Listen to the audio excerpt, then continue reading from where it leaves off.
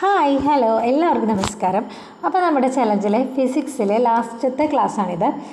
ഈ ടോപ്പിക്സും കൂടി കഴിഞ്ഞ് കഴിഞ്ഞാൽ ഫിസിക്സ് നമ്മുടെ കംപ്ലീറ്റ് ആവാണ്. പ്രകാശ പ്രതിപതനം, അപവർത്തനം, കാഴ്ച, പ്രകാശ പ്രകീർണനം, പ്രകാശ വിസരണം, പ്രകാശ മലിനീകരണം, ഊർജ പരിപാലനം, ഇത്രയും ടോപ്പിക്സ് നമ്മൾ ഈ ഒരു വീഡിയോയിൽ ഡിസ്കസ് ചെയ്യും. ഓക്കെ, അപ്പോൾ നമുക്ക് വീഡിയോയിലേക്ക് പോവാം. ആദ്യത്തെ ടോപ്പിക്ക് പ്രകാശ പ്രതിപതനാണ്. എന്താണ് ഈ പ്രതിപതനം എന്ന് വെച്ച് കഴിഞ്ഞാൽ, അതായത് ഏതെങ്കിലും വസ്തുക്കളുടെ പ്രതലത്തിൽ തട്ടി പ്രകാശം അതേ മാധ്യമത്തിലേക്ക് തന്നെ തിരിച്ചു വരുന്ന പ്രതിഭാസമാണ് പ്രതിപതനം എന്ന് പറയുക. ഒരു പ്രതലത്തിൽ തട്ടി തിരിച്ചു വരാം പ്രകാശം, അതിനെയാണ് പ്രകാശത്തിൻ്റെ പ്രതിപതനം എന്ന് പറയുക. ഓക്കെ, അപ്പോൾ നമുക്കറിയാം ഒരു പ്രതലത്തിൽ ഒരു കിരണം വന്ന് പതിക്കുകയാണെങ്കിൽ അതിനെ നമ്മൾ പതന കിരണങ്ങൾ അഥവാ ഇൻസിഡൻറ്റ് റേ എന്നാണ് വിളിക്കുക. അവിടെ തട്ടി തിരിച്ചു വരുന്ന കിരണത്തെ നമ്മൾ പ്രതിപതന കിരണം അഥവാ റിഫ്ലക്റ്റഡ് റേ എന്നാണ് വിളിക്കുക. ഇപ്പോൾ നമ്മൾ സിനിമ ഹാളിലെ ഇതിനൊക്കെ സിനിമാ പ്രദർശനത്തിനൊക്കെ സഹായിക്കുന്ന പ്രകാശ പ്രതിഭാസം ഏതാണെന്ന് ചോദിച്ചാൽ അത് പ്രതിപതനാണ് കേട്ടോ, പ്രതിപതനാണ്. ഇനി ക്രമപ്രതിപതനമുണ്ട്, വിസരിത പ്രതിപതനമുണ്ട്.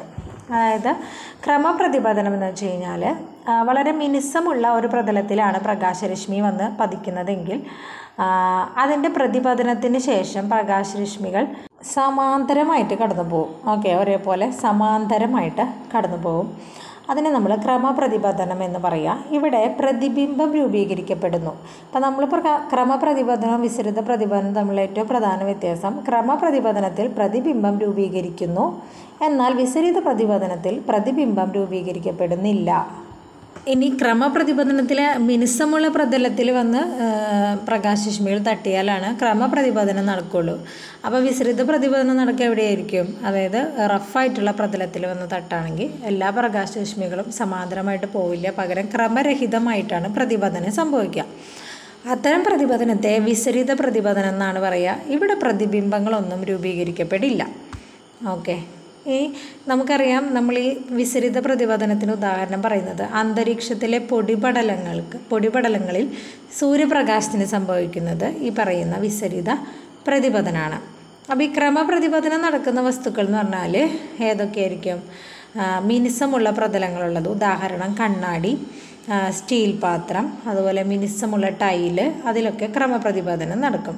വിസരിത പ്രതിപതനം വളരെ റഫായിട്ടുള്ള സർഫസിലാണ് നടക്കുക. അടുത്തത് അപവർത്തനം, റിഫ്രാക്ഷനാണ്. അപവർത്തനം എന്ന് വെച്ച് കഴിഞ്ഞാൽ സാന്ദ്രതയിൽ വ്യത്യാസമുള്ള രണ്ട് മാധ്യമങ്ങൾക്കിടയിലൂടെ പ്രകാശരശ്മി സഞ്ചരിക്കുമ്പോൾ അതിൻ്റെ സഞ്ചാരപാതയ്ക്കുണ്ടാകുന്ന വ്യത്യാസത്തെയാണ് നമ്മൾ അപവർത്തനം എന്ന് പറയുക.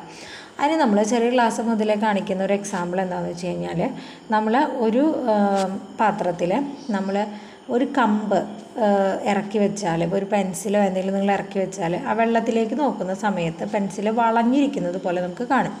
അത് ഈ അപവർത്തനത്തിൻ്റെ ഫലമായിട്ടാണ് കേട്ടോ. അതുപോലെ നമുക്കറിയാം നക്ഷത്രങ്ങൾ മിന്നിത്തിളങ്ങാൻ കാരണമായ പ്രകാശ പ്രതിഭാസം ഈ റിഫ്രാക്ഷൻ അഥവാ അപവർത്തനാണ്. പിന്നെ സൂര്യോദയത്തിന് അല്പം മുൻപും സൂര്യാസ്തമയത്തിന് ശേഷവും നമുക്ക് കുറച്ച് നേരം സൂര്യപ്രകാശം കാണാൻ സാധിക്കും അല്ലേ, അത് ഈ അപവർത്തനം മൂലമാണ് കേട്ടോ, അപവർത്തനം മൂലമാണ്. ഇനി അടുത്തത് സ്നെൽസ് നിയമം. എന്താണ് ഈ സ്നെൽസ് നിയമം എന്ന് നോക്കാം. അതായത് പതന കോണിൻ്റെയും അപവർത്തന കോണിൻ്റെയും സൈൻ വിലകൾ തമ്മിലുള്ള അനുപാത വില ഒരു സ്ഥിരസംഖ്യയായിരിക്കും. അതിനെയാണ് നമ്മൾ സ്നെൽസ് നിയമം എന്ന് പറയുക. ഈ സ്ഥിരസംഖ്യയെ നമ്മൾ റിഫ്രാക്റ്റീവ് ഇൻഡെക്സ് എന്ന് പറഞ്ഞിട്ട് വിളിക്കുക, അപവർത്തനാങ്കം എന്ന് പറയും. എന്തായാലും സ്നെൽസ് നിയമത്തിൽ നമ്മൾ പറയുന്നത് ഈ പതന കോണിൻ്റെയും അപവർത്തന കോണിൻ്റെയും സൈൻ വിലകൾ തമ്മിലുള്ള അനുപാതം ഒരു സ്ഥിര സംഖ്യയായിരിക്കും. അത്രയും അങ്ങനെ ഓർത്ത് വെച്ചാൽ മതി കേട്ടോ. അടുത്ത ടോപ്പിക് എന്ന് പറയുന്നത് കാഴ്ച എന്ന് പറയുന്ന ടോപ്പിക്കാണ്. നമുക്കറിയാം നമ്മൾ കാണുന്ന കണ്ണ് എന്ന് പറയുന്നത് വളരെ ഇമ്പോർട്ടൻ്റ് ആയിട്ടുള്ള ഒരു ഇതാണ് നമ്മളുടെ ജീവിതത്തിൽ അല്ലേ. അപ്പോൾ വ്യക്തമായ ഒരു കാഴ്ചയ്ക്കുള്ള കുറഞ്ഞ ദൂരം എന്ന് പറയുന്നത് 25 സെൻറ്റിമീറ്ററാണ്. അതായത് ആ വ്യക്തിയും നമ്മളിപ്പോൾ ഒരു പുസ്തകം വായിക്കുകയാണെങ്കിൽ ആ പുസ്തകവും തമ്മിൽ നമ്മുടെ കണ്ണും ആ പുസ്തകവും തമ്മിലുള്ള ദൂരം 25 സെൻറ്റിമീറ്റർ. ഏറ്റവും കുറഞ്ഞ ദൂരം എന്ന് പറയുന്നത് 25 സെൻറ്റിമീറ്ററാണ്. അതിനടുത്തേക്ക് വെച്ച് കഴിഞ്ഞാൽ നമുക്ക് വ്യക്തത ഉണ്ടാവില്ല കാഴ്ചയ്ക്ക്. അപ്പോൾ വ്യക്തമായ കാഴ്ചയ്ക്കുള്ള കുറഞ്ഞ ദൂരം 25 സെൻറ്റിമീറ്ററാണ്. ഇനി ഒരു വസ്തുവിനെ വ്യക്തമായി കാണാൻ കഴിയുന്ന ഏറ്റവും അകലെയുള്ള ബിന്ദു, കുറച്ച് അകലെയാണെങ്കിലും നമുക്ക് വായിക്കാൻ കഴിയില്ലേ, എന്നാൽ ഒരുപാട് അകലെയാകുമ്പോൾ നമുക്കത് പറ്റില്ല. അപ്പോൾ ഏറ്റവും കൂടിയ ദൂരം എന്ന് പറയുന്നത് ഫാർ പോയിൻ്റ് ആണ്. ഫാർ പോയിൻ്റ്, ഒരു വസ്തുവിനെ വ്യക്തമായി കാണാൻ കഴിയുന്ന ഏറ്റവും അകലെയുള്ള ബിന്ദുവിനെയാണ് നമ്മൾ ഫാർ പോയിൻ്റ് എന്ന് പറയുന്നത്. ഇത് അനന്തമായിട്ടാണ് കേട്ടോ കണക്കാക്കപ്പെടുന്നത്. അടുത്തത് സമഞ്ജനക്ഷമത. സമഞ്ജനക്ഷമത എന്ന് പറഞ്ഞാൽ ഈ പവർ ഓഫ് അക്കോമഡേഷൻ ആണ് കേട്ടോ. പവർ ഓഫ് അക്കോമഡേഷൻ, കണ്ണിൻ്റെ ക്ഷമത എന്താണത്?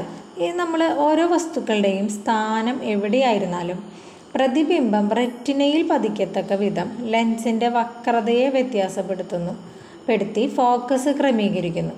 ആ ഒരു കഴിവിനെയാണ് കണ്ണിൻ്റെ സമഞ്ജനക്ഷമത അഥവാ അക്കോമഡേഷൻ, പവർ ഓഫ് അക്കോമഡേഷൻ എന്ന് നമ്മൾ പറയുന്നത്. അതായത് വസ്തുവിൻ്റെ സ്ഥാനം എവിടെ ആയിരുന്നാലും, നമ്മുടെ അടുത്തായിരുന്നാലും അകലെയായിരുന്നാലൊക്കെ പ്രതിബിംബം റെറ്റിനയിൽ പതിക്കത്തക്ക വിധം നമ്മുടെ കണ്ണിൻ്റെ ലെൻസിൻ്റെ വക്രതയെ വ്യത്യാസപ്പെടുത്തി ഫോക്കസ് ക്രമീകരിക്കാനുള്ള നമ്മുടെ കഴിവിനെയാണ് കണ്ണിൻ്റെ സമഞ്ജനക്ഷമത അഥവാ പവർ ഓഫ് അക്കോമഡേഷൻ എന്ന് പറയുന്നത്. ഇനി നമുക്ക് കുറച്ച് കണ്ണുമായി ബന്ധപ്പെട്ട കുറച്ച് പ്രശ്നങ്ങൾ, അതായത് ഹ്രസ്വദൃഷ്ടി, നമ്മൾ ഷോർട്ട് സൈറ്റ്, ലോങ് സൈറ്റ് എന്നൊക്കെ പറയുന്നത്. അപ്പോൾ ആദ്യം നോക്കുന്നത് ദീർഘദൃഷ്ടിയാണ്. ദീർഘദൃഷ്ടി എന്ന് പറഞ്ഞു കഴിഞ്ഞാൽ ലോങ്ങിലുള്ളത് നമുക്ക് കാണാൻ പറ്റും, അടുത്തുള്ളതിനെ നമുക്ക് കാണാൻ പറ്റില്ല. അതാണ് ദീർഘദൃഷ്ടി എന്ന് പറയുന്നത് കേട്ടോ. ലോങ് സൈറ്റഡ്നെസ് ആണ് ദീർഘദൃഷ്ടി. അകലെയുള്ള വസ്തുക്കളെ നമുക്ക് വ്യക്തമായി കാണാം, പക്ഷേ അടുത്തുള്ള വസ്തുക്കളെ നമുക്ക് വ്യക്തമായിട്ട് കാണാൻ പറ്റില്ല. അപ്പോൾ അവർക്ക് നമ്മൾ ദീർഘദൃഷ്ടിയാണെന്ന് പറയും. ഓക്കെ, ഇനി ദീർഘദൃഷ്ടിയുള്ള ഒരു വ്യക്തിയുടെ നേത്രങ്ങളുടെ ഏറ്റവും ചെറിയ ഡിസ്റ്റൻസ് അല്ലെങ്കിൽ നിയർ പോയിൻ്റ് എന്ന് പറയുന്നത് 25 സെൻറ്റിമീറ്ററിൽ കൂടുതലായിരിക്കും. സാധാരണ നമ്മൾ പറഞ്ഞല്ലോ, ഒരു വ്യക്തിയുടെ കാഴ്ചയ്ക്കുള്ള കുറഞ്ഞ ദൂരം, വ്യക്തമായ കാഴ്ചയ്ക്കുള്ള കുറഞ്ഞ ദൂരം 25 സെൻറ്റിമീറ്ററാണ്. പക്ഷേ ഈ ദീർഘദൃഷ്ടിയുള്ളവരിൽ ഈ 25 സെൻറ്റിമീറ്ററിൻ്റെ അവിടെ ഒന്നും കൊണ്ടുവച്ചാൽ നമുക്ക് കാണാനായിട്ട് പറ്റില്ല. അതിൽ കൂടുതൽ വേണം. അവരുടെ നേത്രങ്ങളുടെ നിയർ പോയിൻ്റ് എന്ന് പറയുന്നത് 25 സെൻറ്റിമീറ്ററിനേക്കാളും കൂടുതലാണ്. കാരണം അവർക്ക് അടുത്തുള്ളത് കാണാൻ പറ്റില്ല, അകലെയുള്ളതെല്ലാം കാണാൻ പറ്റുള്ളൂ. അപ്പോൾ 25 സെൻറ്റിമീറ്റർ സാധാരണ മനുഷ്യൻ്റെ ഇതിൽ അതുപോലെ വെച്ചാൽ പറ്റത്തില്ല. ഇനി ഈ ദീർഘദൃഷ്ടിക്ക് എന്തൊക്കെയാണ് കാരണങ്ങൾ എന്നാണ് പറയുന്നത്. നമ്മുടെ നേത്രഗോളത്തിൻ്റെ വലിപ്പക്കുറവ്, അതുപോലെ ലെൻസിൻ്റെ വലിയ ഫോക്കസ് ദൂരം കൂടുതലായിരിക്കുക, ഇതൊക്കെ ദീർഘദൃഷ്ടിക്ക് കാരണങ്ങളായിട്ട് ഉണ്ടാവാറുണ്ട്. ഇനി ദീർഘദൃഷ്ടി പരിഹരിക്കാൻ നമുക്ക് എന്താ ചെയ്യാൻ പറ്റുക? നമ്മൾ സാധാരണ കണ്ണട വയ്ക്കൂലേ, എന്ത് ടൈപ്പ് ലെൻസാണ് നമ്മൾ ദീർഘദൃഷ്ടി പരിഹരിക്കാൻ വയ്ക്കുക? അതായത് നമുക്ക് അകലെയുള്ളത് കാണും, അടുത്തുള്ളത് കാണില്ല എന്നുള്ളതാണ് പ്രശ്നം. അപ്പോൾ നമ്മൾ കോൺവെക്സ് ലെൻസാണ് ഉപയോഗിക്കുക. ഓക്കെ, കോൺവെക്സ് ലെൻസാണ് നമ്മൾ ദീർഘദൃഷ്ടിക്ക് പരിഹരിക്കാനായിട്ട് നമ്മൾ ഉപയോഗിക്കുന്നത്. നമ്മൾ ഷോർട്ട് സൈറ്റ്. അടുത്തത് നമ്മൾ നോക്കാൻ പോകുന്നത് ഹ്രസ്വദൃഷ്ടി അഥവാ ഷോർട്ട് സൈറ്റാണ്. മയോപ്പിയ എന്ന് പറയും നമ്മളതിന് കേട്ടോ. നേരത്തെ ദീർഘദൃഷ്ടി പഠിച്ചില്ലേ, അതിനെ നമ്മൾ ഹൈപ്പർ മെട്രോപ്പിയ എന്ന് പറയും. ഇപ്പോൾ ഹ്രസ്വദൃഷ്ടിയാണ് പഠിക്കുന്നത്. അതിന് നമ്മൾ മയോപ്പിയ അല്ലെങ്കിൽ നിയർ സൈറ്റഡ്നെസ് എന്ന് പറയും. ഷോർട്ട് സൈറ്റ് എന്ന് അല്ലേ. ഈ ചിലർക്ക് അടുത്തുള്ള വസ്തുക്കളെ വ്യക്തമായിട്ട് കാണാം, പക്ഷേ അകലെയുള്ള വസ്തുക്കളെ കാണാൻ പറ്റില്ല. അപ്പോൾ അവരെന്ത് ചെയ്യും? കണ്ണട വയ്ക്കണം കാണാറുണ്ട്. ഹ്രസ്വദൃഷ്ടി പരിഹരിക്കാൻ നമ്മൾ ഉപയോഗിക്കുന്ന ലെൻസ് കോൺകേവ് ലെൻസാണ് കേട്ടോ. കോൺകേവ് ലെൻസാണ്. ഇനി ഹ്രസ്വദൃഷ്ടിക്ക് എന്തൊക്കെ കാരണങ്ങൾ വരാമെന്ന് പറയുന്നുണ്ട്. നേത്രഗോളത്തിൻ്റെ വലിപ്പം കൂടുതലും ലെൻസിൻ്റെ ഫോക്കസ് ദൂരം കുറവും ആണെന്നുണ്ടെങ്കിൽ ഹ്രസ്വദൃഷ്ടി ഉണ്ടാവാൻ സാധ്യതയുണ്ടെന്നാണ് പറയുന്നത്. അടുത്തത് വെള്ളെഴുത്ത് അഥവാ പ്രസ് ബയോപ്പിയ. പ്രായമായവരുടെ കണ്ണുകൾക്ക് കാണുന്നതാണ് ഈ വെള്ളെഴുത്ത് എന്ന് പറയുന്നത്. അവർക്ക് പ്രായമായവർക്കാണെങ്കിൽ അവരുടെ നിയർ പോയിൻറ്റിലേക്കുള്ള ദൂരം 25 സെൻറ്റിമീറ്ററേക്കാൾ കൂടിയായിട്ടായിരിക്കും ഇരിക്കുക. ഓക്കെ, അത് അവരുടെ പേശികളുടെയൊക്കെ ക്ഷമതക്കുറവ് കൊണ്ടാണ് അങ്ങനെ സംഭവിക്കുന്നത്. ഇനി ഈ സീലിയറി പേശികളുടെ ക്ഷമത കുറഞ്ഞവർക്ക് പവർ ഓഫ് അക്കോമഡേഷനുള്ള കഴിവ് കുറയുന്നതാണ്. അടുത്ത് നമ്മൾ നോക്കാൻ പോകുന്നത് പ്രകാശപ്രകീർണനവും പ്രകാശവിസരണവുമാണ്. എന്താണ് പ്രകാശപ്രകീർണനം? പ്രകീർണനം എന്ന് പറഞ്ഞു കഴിഞ്ഞാൽ ഒരു സമന്വിത പ്രകാശം, അതായത് കമ്പോസിറ്റ് ലൈറ്റാണ് സമന്വിത പ്രകാശം എന്ന് പറയുക. അതായത് ഒന്നിൽ കൂടുതൽ വർണ്ണങ്ങൾ യോജിച്ച് ചേർന്നതാണല്ലോ നമ്മളുടെ പ്രകാശം എന്ന് പറയുന്നത്. അപ്പോൾ ആ ഒരു പ്രകാശം അതിൻ്റെ ഘടകവർണ്ണങ്ങളായി വേർതിരിയുന്ന പ്രതിഭാസത്തെയാണ് നമ്മൾ പ്രകീർണനം എന്ന് പറയുക. ഓക്കെ, പ്രകീർണനം, പ്രകാശപ്രകീർണനം. ഇനി എന്താണ് വിസരണം എന്ന് നോക്കാം. വിസരണം എന്ന് പറഞ്ഞു കഴിയുമ്പോൾ പ്രകാശം നമ്മുടെ അന്തരീക്ഷവായുവിൽ പൊടികളിലൊക്കെ തട്ടി ഉണ്ടാകുന്ന ക്രമരഹിതവും ഭാഗികവുമായ പ്രതിപതനത്തെയാണ് വിസരണം എന്ന് പറയുന്നത്. ഓക്കെ, വിസരണം എന്ന് പറയുന്നത്. നമുക്ക് ഈ പ്രകാശ പ്രകീർണനത്തിൻ്റെ കുറച്ച് ഉദാഹരണങ്ങളൊക്കെ നോക്കാം. പ്രകാശ പ്രകീർണന ഫലമായിട്ടുണ്ടാകുന്ന വർണ്ണങ്ങളുടെ ക്രമമായ വിതരണത്തെ പറയുന്നത് വർണ്ണരാജി എന്നാണ്. വർണ്ണരാജി. ഇനി നമ്മുടെ സൂര്യപ്രകാശം 7 ഘടകവർണ്ണങ്ങളായിട്ട് അല്ലേ, മഴവില്ലായിട്ട് 7 ഘടകവർണ്ണങ്ങളായിട്ട് മാറുന്ന പ്രതിഭാസം പ്രകീർണനാണ് കേട്ടോ, പ്രകീർണനാണ്. ഇനി പ്രകീർണനത്തിന് കാരണമായ പ്രതിഭാസം ഏതാണെന്ന് ചോദിച്ചു കഴിഞ്ഞാൽ അത് അപവർത്തനാണ്, അപവർത്തനം. ഇനി വിസരണത്തെക്കുറിച്ച് നോക്കാം. ഏറ്റവും കൂടുതൽ വിസരണത്തിന് വിധേയമാകുന്ന നിറം വയലറ്റാണ് കേട്ടോ, വയലറ്റ്. ഏറ്റവും കുറവ് വിസരണത്തിന് വിധേയമാകുന്നത് ചുവപ്പാണ് കേട്ടോ, ചുവപ്പ്. ഇനി ഉദയാസ്തമയങ്ങളിൽ നമുക്ക് സൂര്യപ്രകാശം ചുവപ്പ് നിറത്തിലാണ് കാണാൻ ആകാശത്ത് അല്ലേ. അപ്പോൾ അതിന് കാരണം ഈ വിസരണമാണ് കേട്ടോ, വിസരണം. അപ്പോൾ ഈ വിസരണം സംഭവിക്കുമ്പോൾ എന്താ ചുവപ്പ് നിറം കാണണമെന്ന് വെച്ച് കഴിഞ്ഞാൽ ചുവപ്പ് നിറത്തിന് നമ്മുടെ വേവ് ലെങ്ത്, തരംഗദൈർഘ്യം കൂടുതലായത് കാരണം വിസരണം കുറവായിരിക്കും. ഓക്കെ, തരംഗദൈർഘ്യം കൂടുതലുള്ളതിൽ വിസരണം കുറവായിരിക്കും. അതിനാൽ സൂര്യനിൽ നിന്നുള്ള പ്രകാശം അന്തരീക്ഷത്തിലൂടെ കൂടുതൽ ദൂരം സഞ്ചരിക്കുമ്പോൾ ചുവപ്പ് നിറം നഷ്ടാവില്ല കേട്ടോ. ഇനി സൂര്യപ്രകാശത്തിൽ നമ്മൾ ഈ തരംഗദൈർഘ്യത്തിനെ കുറിച്ച് പറയുമ്പോൾ തരംഗദൈർഘ്യം കൂടിയതും കുറഞ്ഞതുമായ ഘടകങ്ങളുണ്ട്. തരംഗദൈർഘ്യം കുറഞ്ഞത് ഏതൊക്കെയാണെന്ന് നോക്കാം. വയലറ്റ്, നീല ഒക്കെ നമ്മളുടെ തരംഗദൈർഘ്യം കുറഞ്ഞവയാണ്. കൂടുതൽ വിസരണം സംഭവിക്കുന്നതും ഇവയ്ക്കൊക്കെയാണ്. ഓക്കെ, ഈ സമുദ്രജലം ഇതൊക്കെ നീലയായിട്ട് കാണാൻ നമുക്ക് പറ്റും. ആകാശം നമ്മൾ നീലയായിട്ടാണ് കാണുക. ഇതൊക്കെ വിസരണത്തിൻ്റെ ഫലമായിട്ടാണ്. ഓക്കെ, അടുത്തത് പ്രകാശ മലിനീകരണം എന്ന് പറഞ്ഞിട്ടുള്ള ടോപ്പിക്കാണ്. പ്രകാശ മലിനീകരണം നമുക്കറിയാം, നമ്മൾ വളരെ കൂടുതൽ അളവിൽ എന്താ പറയുക, ഒട്ടും ശ്രദ്ധിക്കാതെയൊക്കെ നമ്മൾ പ്രകാശത്തിൻ്റെ ഉപയോഗം നടത്തുകയാണെങ്കിൽ അത് പ്രകാശ മലിനീകരണം തന്നെയാണ്. പ്രകാശ മലിനീകരണം നമ്മൾ കുറയ്ക്കാനുള്ള പ്രവർത്തനങ്ങൾ നടക്കുന്ന ഒരു സംഘടനയാണ് IDA എന്ന് പറയുന്നത്, ഇൻ്റർനാഷണൽ ഡാർക്ക് സ്കൈ അസോസിയേഷൻ. അതാണ് അതിൻ്റെ full form, international dark sky association, IDA. ഈ ഇൻ്റർനാഷണൽ ഡാർക്ക് സ്കൈ വീക്കായിട്ട് നമ്മൾ എല്ലാ വർഷവും ആചരിക്കുന്നത് ഏപ്രിൽ മാസത്തിൽ കറുത്തവാവ് വരുന്ന ആഴ്ച ഏതാണോ ആ ആഴ്ചയാണ് നമ്മൾ ഇൻ്റർനാഷണൽ ഡാർക്ക് സ്കൈ വീക്കായിട്ട് ആചരിക്കുന്നത്. ഈ ഇൻ്റർനാഷണൽ ഡാർക്ക് സ്കൈ വീക്ക് എന്ന് പറയുന്ന ഒരു ആശയത്തിൻ്റെ ഉപജ്ഞാതാവ് ജെന്നിഫർ ബാർലോ ആണ്. നമ്മൾ പ്രകാശ മലിനീകരണത്തിൻ്റെ ഫലങ്ങൾ എന്തൊക്കെയാണെന്ന് നോക്കാം.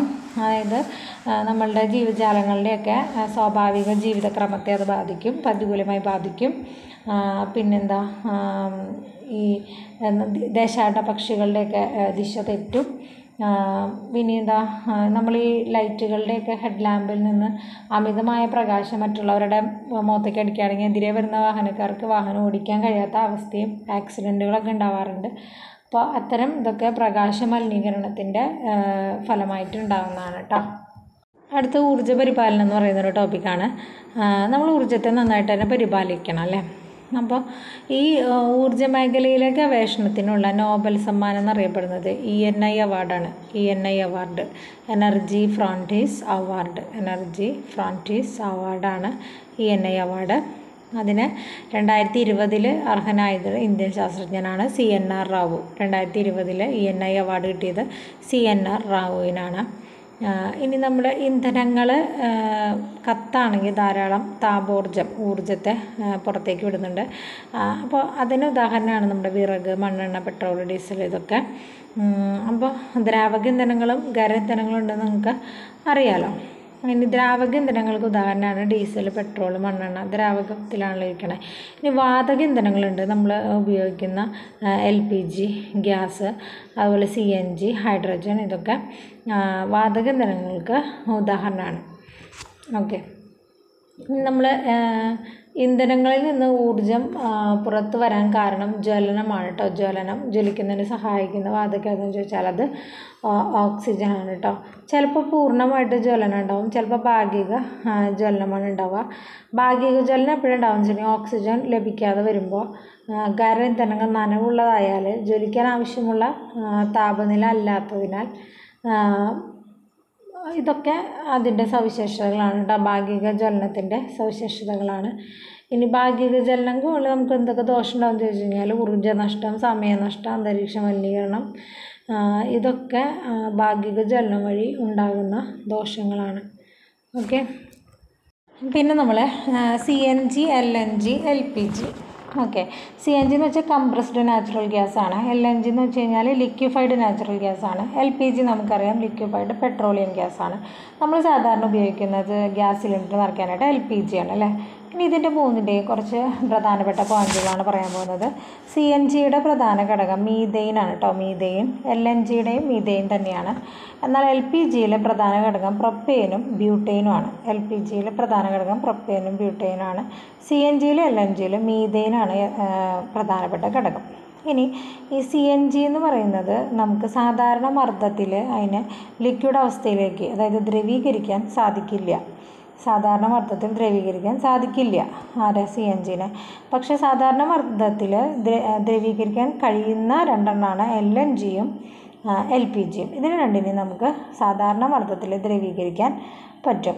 ഇനി CNG ആണെന്നുണ്ടെങ്കിൽ നമുക്ക് വളരെ ദൂര സ്ഥലത്തേക്കൊക്കെ കൊണ്ടുപോകാം എന്നുള്ളത് വളരെ ബുദ്ധിമുട്ടാണ്, ഡേഞ്ചറാണ്. LNG എന്ന് പറയുന്നതും അതേപോലെ LPG എന്ന് പറയുന്നതും നമുക്ക് ദൂര സ്ഥലങ്ങളിലേക്കൊക്കെ കൊണ്ടുപോകാൻ പറ്റുന്നതാണ്. അപ്പോൾ ഇതിലേറ്റവും പ്രധാനപ്പെട്ട ഒന്നാണ് LPGയിലെ മുഖ്യ ഘടകം എന്ന് പറയുന്നത് ബ്യൂട്ടെയിനാണ് കേട്ടോ. ഏറ്റവും പ്രധാനപ്പെട്ട ഘടകം ബ്യൂട്ടെയിനാണ്. അതിലുള്ളത് പ്രൊപ്പെയിനും ബ്യൂട്ടെയിനും ഉണ്ട്. അതേസമയം CNGയിലും LNGയിലും മീതെയിനാണ് പ്രധാനപ്പെട്ട ഘടകം. നമ്മുടെ ബയോഗ്യാസിൻ്റെ പ്രധാന ഘടകം മീതെയിനാണ് അല്ലേ, മീതെയിൻ.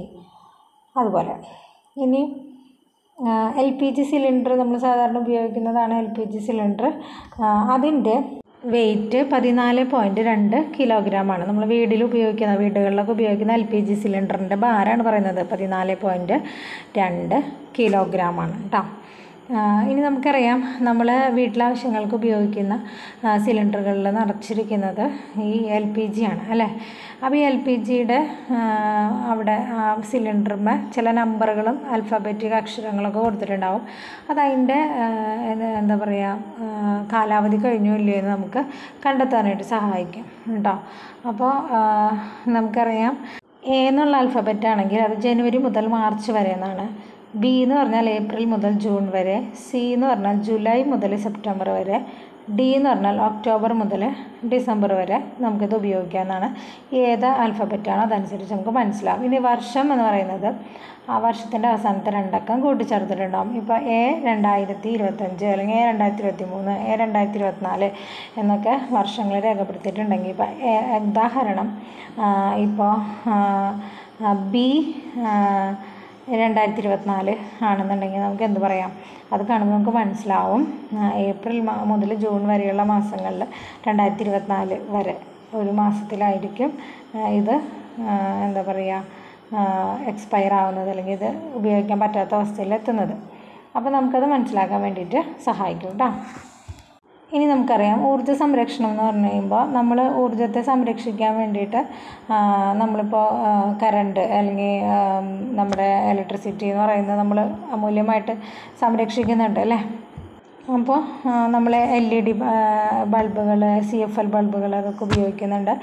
അപ്പോൾ നമ്മൾ ഊർജ്ജ സംരക്ഷണ ദിനമായി ആചരിക്കുന്നത് ദേശീയ ഊർജ്ജ സംരക്ഷണ ദിനം ഡിസംബർ 14 കേട്ടോ, ഡിസംബർ 14. ഓക്കെ. അപ്പോൾ ഇത്രയാണ് ഈ വീഡിയോയിലുള്ളത്. നമ്മളുടെ ഫിസിക്സ് കംപ്ലീറ്റ് ആയിരിക്കുകയാണ്. ഇനി അടുത്ത ദിവസം അടുത്ത ടോപ്പിക്കുമായിട്ട് വരാം. Thank you.